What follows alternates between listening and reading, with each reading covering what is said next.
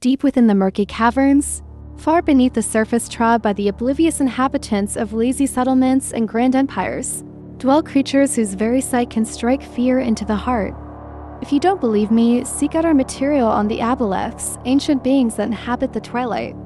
I am Lorena, and welcome to another installment about the inhabitants and legends of the Forgotten Realms. Before I dive into the next tale, please leave a like, comment, and subscribe. You can also find us on YouTube, where a playlist of incredible stories awaits. Today, we'll descend a little closer to the Mother Earth and discover another orc tribe that has forever bound its fate to the dark caverns of the twilight. Thousands of years spent in darkness have irrevocably altered them, adapting them to the harsh conditions of their subterranean home. Orog, unlike their steppe-dwelling cousins, are distinguished by their longer ears and large, pale eyes perfectly suited for subterranean life. One might assume that the cramped caverns would have irreversibly curved their spines and robbed them of their massive muscles. But nothing could be further from the truth. Those who have wandered through the vast expanses of the twilight know that these caverns are like giant halls, capable of housing entire cities. Thus, our Orog stand about 2 meters tall and possess the well-built physiques of smiths. Smith is the key word, as their culture, like that of the dwarves, is intimately tied to the art of metalworking. Their skin is a matte gray, and the most striking difference between them and their surface-dwelling brethren is their intelligence. If you encounter them in battle, they will most likely be leading their own unit.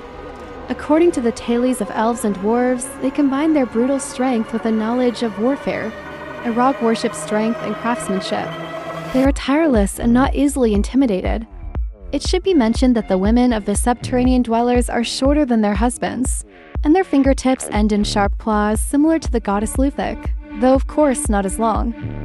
Interestingly, the style of their weapons and armor is very reminiscent of that seen in Peter Jackson's Lord of the Rings adaptations, with the difference being that all the blades, horns, and sharp edges are placed on very well-fitted plate armor. Their home is the cave in the darkness, but they do not live in primitive settlements like the troglodytes from Heroes of Might and Magic 3. Their settlements are located around a blacksmithing district, where the fire of the forge and the beat of hammers play in ancient music, extolling the hot heart of Luthik and the vengeful eye of Grumsh. But does Grumsh truly love the descendants of the Skull Nibblers clan, who descended into the twilight in 3605 of the Age of Men? Before I delve into my theory about the origin of the Orog's extraordinary abilities, I will tell you how these people ended up in the dark shackles of the twilight.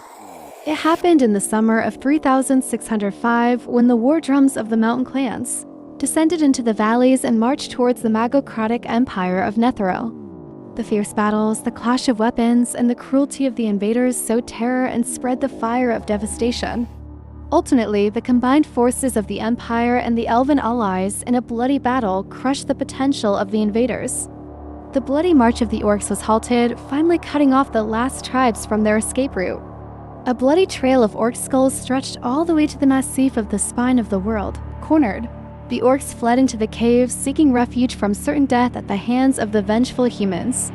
Salvation came in the passage leading to vast caverns overgrown with glowing fungi the size of ancient oaks.